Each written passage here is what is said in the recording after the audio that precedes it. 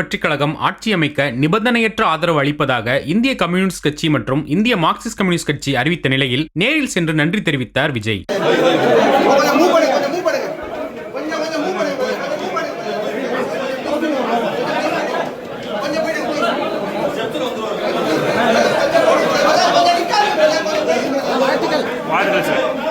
சட்டமன்ற தேர்தலில் 108 இடங்களில் வென்ற தாவேகா ஆட்சி அமைக்க பெரும்பான்மையை நிரூபிக்க வேண்டும் என ஆளுநர் தரப்பில் அழுத்தம் கொடுக்கப்பட்டது. இதனைத் தொடர்ந்து இடதுசாரிகள், விசிக ஆகிய கட்சிகளிடம் ஆதரவு கோரினார் விஜய். இது பற்றி இடதுசாரிகள் இன்று தீவிர ஆலோசனை மேற்கொண்ட நிலையில் தாவேகாவுக்கு ஆதரவு அளிப்பதாக அறிவித்தனர். மேலும் கூட்டணியில் இணையவில்லை எனவும் வெளியில் இருந்து ஆதரவு அளிப்பதாகவும் கட்சி தலைமை தெளிவுபடுத்தியது. இதனால் 3வது முறையாக ஆட்சி அமைக்க அழைக்குமாறு ஆளுநரை சந்தித்து பேசினார் தாவேகா தலைவர் விஜய். பின்னர் தனக்கு ஆதரவு அளித்த இடதுசாரி தலைவர்களை நேரில் சந்தித்து மார்க்சிஸ்ட் கம்யூனிஸ்ட் கட்சி அலுவலகத்துக்கு வந்த விஜய் அங்கு தலைவர்களிடம் நன்றி தெரிவித்தார். அங்கு அவருக்கு உற்சாக வரவேற்பு அளிக்கப்பட்டது.